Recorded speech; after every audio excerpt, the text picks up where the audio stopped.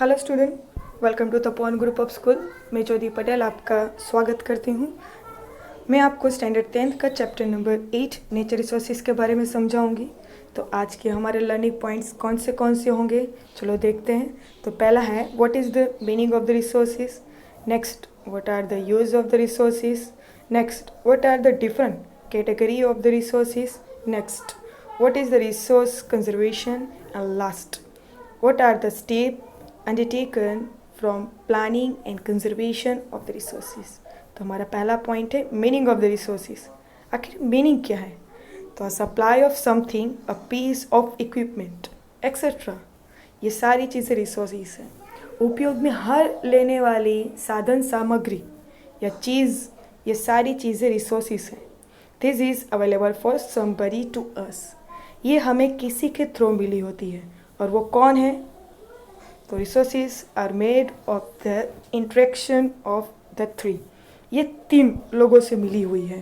तो कौन से 3 लोग हैं? तो पहला है नेचर से मिली हुई है, क्योंकि नेचर ही है जो हमको बिना मांगे सब कुछ देता है। सेकेंड है मैन, हमारे जो पूर्वज हैं उनके थ्रू भी हमें बहुत सारी चीज़ें मिली हुई होती है। हमारे कल्चर से भी हमको बहुत सारी चीज़ें मिलती हैं। Uses of the resources. Let's start. Resources as a food. Various food requirement of a man, unlike fruits, various crop from agriculture, milk, and its product, and meat obtained through a domestic animal, fish, honey prepared by honey bees, etc. Student, हमको पता है कि human beings कभी भी अपना खाना खुद नहीं बनाता, वो एज अ डिपेंड होता है किसके ऊपर? फॉरेस्ट के ऊपर। और फॉरेस्ट ही हमारे नेचर रिसोर्सेज का एक हिस्सा है। तो स्टार्ट करें next point, resources as a source of raw material. Student, जितने भी इंडस्ट्री होंगे वो सारे के सारे कहीं ना कहीं हमारे फॉरेस्ट के ऊपर डिपेंडेंट है। लाइक अगर फर्नीचर का कोई इंडस्ट्री वर्क कर रहा है तो उसको फर्नीचर के लिए वुड चाहिए। वो वुड कहाँ से लेगा? एज अ फॉरेस्ट से। तो एक एग्जांपल हुआ। तो हम बात कर रहे हैं various goods obtain from a forest, agro products, wool, hides and meat from a animal, minerals और एक्सेट्रा। हमारे जितने भी रॉ मटेरियल्स है वो सारे के सारे हमको फॉरेस्ट से मिलते हैं, और फॉरेस्ट हमारा नेचर रिसोर्सेज माना जाता है। तो लास्ट हम बात कर रहे हैं resources as a energy resource. Energy resources मतलब क्या? अब जिसका यूज़ करने से हमको एनर्जी मिलती हो। अब किस चीज़ से मिलती है? तो the use of the coal, petroleum, natural gas, fuel in industry as well as a domestic fuel, energy generated through a solar insolation, winds, sea waves, इस सारे के सारे sea waves, tides and ebbs and waterfall etcetera, ये सारे से हम energy generate कर सकते हैं। और इस एनर्जी का यूज़ हम एज अ इलेक्ट्रिसिटी सप्लाई के लिए करते हैं। तो let's start next topic, what are the different categories of the resources. Generally इस चैप्टर में ये हमारे लिए न्यू कैटेगरी है कि जो हम समझेंगे। तो फर्स्ट है ऑनरशिप के थ्रू। तो पहला है कि इंडिविजुअल रिसोर्सेज। इंडिविजुअल रिसोर्सेज का मतलब कि जो own by a individual, a family के हिसाब से डिवाइडेड है। जैसे एग्जांपल है लैंड, बिल्डिंग। अब ये लैंड और building individual person to person divided है, ये भी एक रिसोर्सेज ही है। सेकेंड है नेचर रिसोर्सेज। अब nature resources own by a country और अ रीजन, ये किस तरह से डिवाइडेड है? ये एज अ रीजन या तो कंट्री के हिसाब से डिवाइडेड है। अब इसका एग्जांपल लिया जाए तो आर्मी हुआ, इंटरनेशनल ट्रेडिंग हुआ, ये सारे इंटरनेशनल रिसोर्सेज की तरह गिने जाते हैं। लास्ट पॉइंट है, थर्ड पॉइंट है ग्लोबल रिसोर्सेज। ग्लोबल रिसोर्सेज का मतलब क्या? तो all physical and non physical resources which are use for the human welfare, मतलब कि ऐसी चीज़ कि जो ह्यूमन वेलफेयर में यूज़ होती हो। अब जिसका एग्जांपल दिया है the resources of common ownership of all nation of the world. अब जैसे कि इंटरनेशनल ट्रेडिंग हुआ, इंटरनेशनल कम्युनिकेशन हुआ, ट्रांसपोर्टेशन हुआ, ये सारी चीज़ें ग्लोबल रिसोर्सेज में गिनी जाती हैं। अब नेक्स्ट बात कर रहे हैं अकॉर्डिंग टू डिस्ट्रीब्यूशन एरिया। अब एरिया के वाइज हम डिटेल में बात करेंगे। तो यूनिवर्सल रिसोर्सेज, अब यूनिवर्सल रिसोर्सेज का मतलब क्या? तो useful gases in the atmosphere. अब जो गैस का यूज़ हम अपने लिए करते हैं या तो जो एटमॉस्फेयर के लिए यूज़फुल होता है, वैसे गैसेस को यूनिवर्सल रिसोर्सेज में गिना गया है। तो उसका एग्जांपल है ऑक्सीजन एंड नाइट्रोजन। सेकंड है जनरली अवेलेबल रिसोर्सेज। अब ऐसे रिसोर्सेज की जो हमें इजीली मिल जाते हैं, अब जैसे कि लैंड हुआ, सॉइल हुई, वाटर हुआ, फिर लैंड के हिसाब से उसके बाद है थर्ड रेयर रिसोर्सेज। रेयर मतलब बहुत ज़्यादा रेयर। अब those available at A limited place, ऐसी चीज़ें कि जो बहुत मर्यादित है, लिमिटेड है।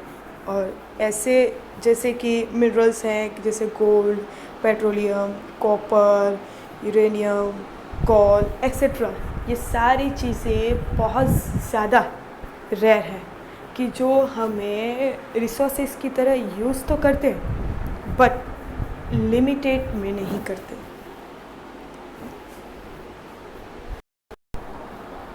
इसके बाद सॉलिटरी रिसोर्सेज। सॉलिटरी रिसोर्सेज मतलब क्या?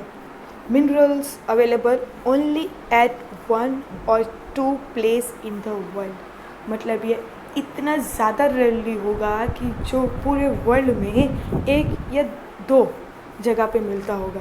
तो जिसका एग्जांपल दिया है cryolite which is available only in Greenland. Next, the types of resources. Student, ये आपने शायद पहले भी सीखा होगा कि कौन से टाइप्स हैं। तो फर्स्ट, रिन्यूएबल रिसोर्सेज।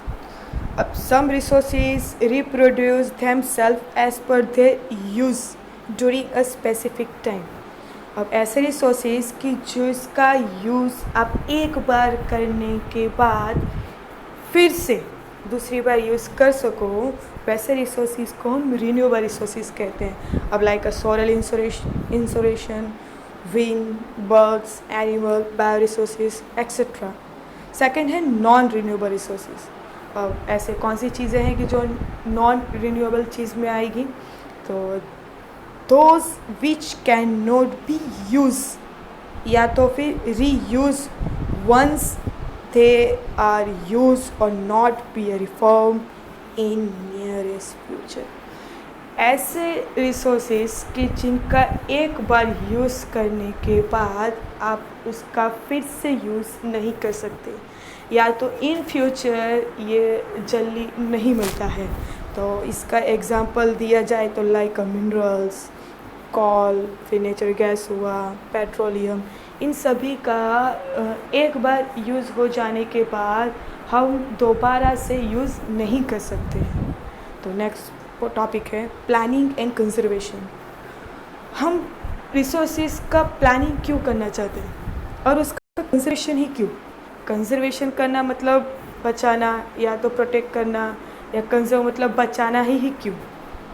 अब रिसोर्सेज का कंजर्वेशन करने का हमारे एक ही रीज़न है हमारा कि human need are unlimited well the resources are limited. अब सभी को पता है कि इंसान एक चीज़ से मतलब एक चीज़ का गोल रखता है, जैसे वो गोल को अचीव करता है सेकंड डिमांड स्टार्ट हो जाती है।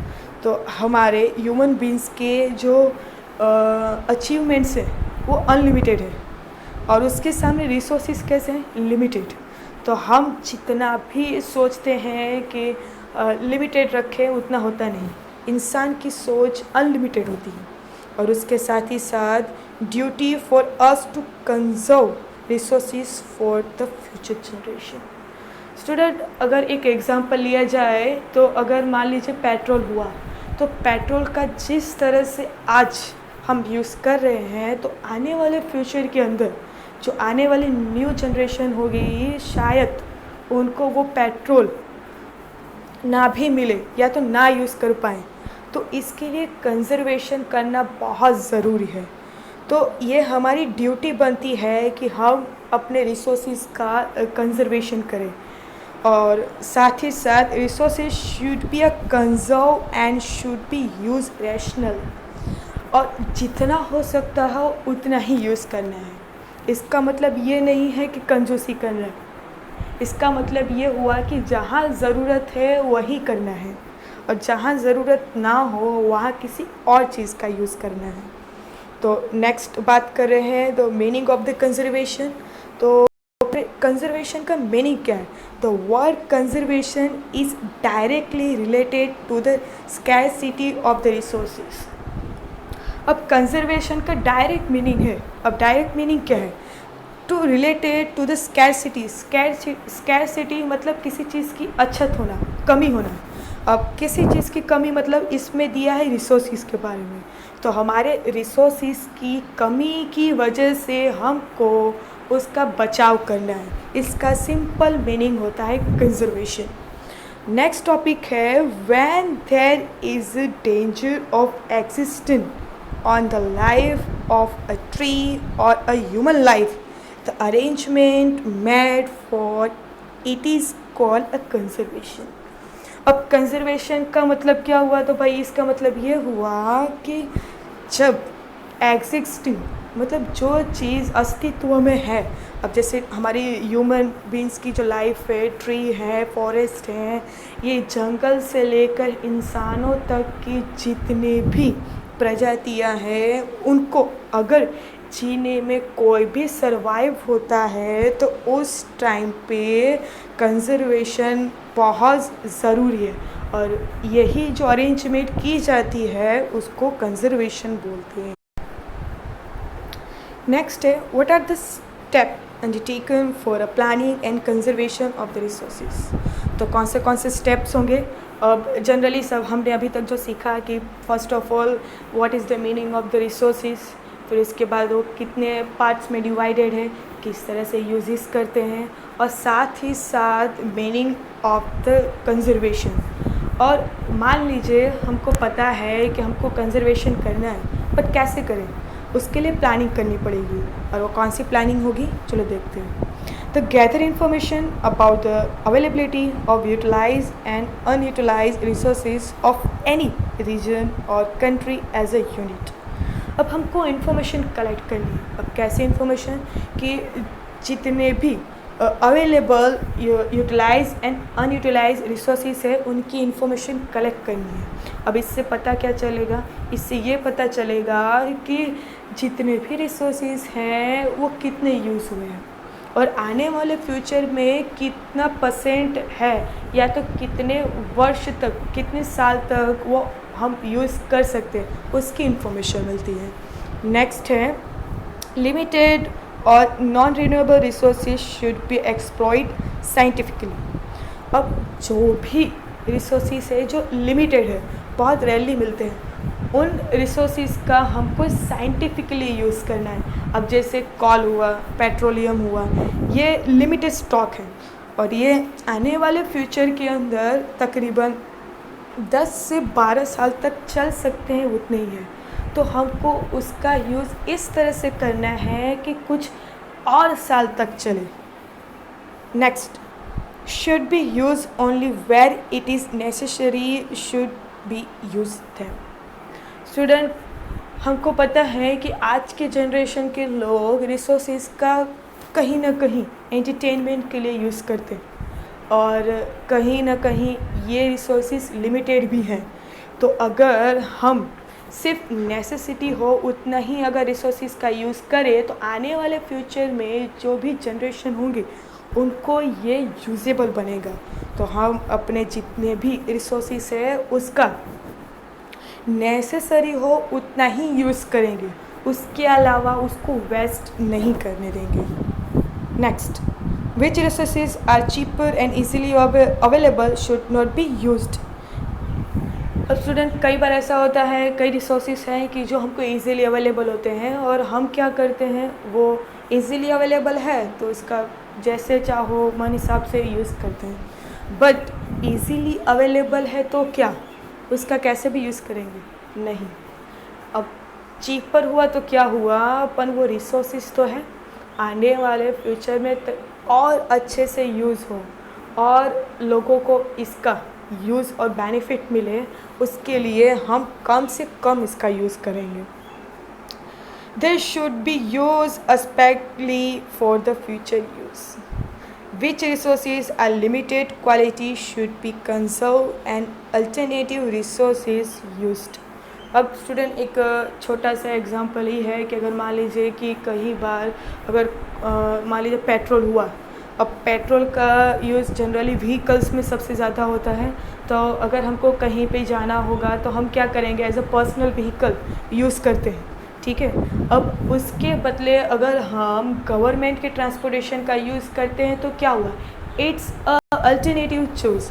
अगर मान लीजिए कि हमने अपनी गाड़ी, अपनी खुद की जो पर्सनल व्हीकल है उसका यूज़ ना करके गवर्नमेंट ट्रांसपोर्टेशन का यूज़ किया, तो उससे क्या होगा कि आपने अपने जो रिसोर्सेज है उसका अल्टरनेटिव रिसोर्सेज यूज़ किया। अब जहाँ आपका पेट्रोल यूज़ होता था वहाँ पे गवर्नमेंट की ट्रांसपोर्टेशन में आपने अपना यूज़ बताया, और इससे क्या होगा कि हमारा जो क्वालिटी है, सॉरी जो क्वांटिटी है रिसोर्सेज की, वो क्या होगी, बचेगी, और हम थोड़ा और आगे फ्यूचर में इसका यूज़ कर सकते हैं। Necessary law should be form for the conservation of the resources. अब आज के हम जनरेशन की बात करें तो हम आज अपने रिसोर्सेज का इस तरह से यूज़ करते हैं, कभी कभी वेस्ट लाइक दैट, कि इसलिए ही गवर्नमेंट ने एक सेक्शन अप्लाई किया है कि हम अपने रिसोर्सेज का कम से कम और साथ ही साथ वेस्ट ना हो, इसलिए कुछ रूल्स एंड रेगुलेशन भी रेडी किए हैं। अगर आप नेचर रिसोर्सेज का यूज़ बेदरकारी या तो नेगेटिवली लोगे या तो करोगे तो इसके सामने गवर्नमेंट के लॉ, सूद या तो पनिशमेंट की भी पेनल्टी लग सकती है। एंड लास्ट है the arrange the awareness programme regarding the conservation of the nature resources. अब कई ऐसे लोग हैं या तो कई ऐसी जगहें हैं जहाँ पे हमारे रिसोर्सेज के बारे में लोगों को जानकारी नहीं है कि आखिर रिसोर्सेज का यूज़ अगर ज़्यादा करेंगे तो क्या प्रॉब्लम्स होंगी। तो इसके लिए गवर्नमेंट के थ्रू या तो सोसाइटी के थ्रू एक अवेयरनेस प्रोग्राम करने की ज़रूरत है, कि जिसकी वजह से लोगों को अवेयरनेस हो कि हाँ रिसोर्सेज का मतलब ये होता है, और आने वाले फ्यूचर जनरेशन को अगर इस रिसोर्सेज का यूज़ करना है तो अभी से ही इस रिसोर्सेज का कंजर्वेशन करना पड़ेगा। So thank you for watching मी, मिलते हैं नेक्स्ट वीडियो के साथ। Thank you.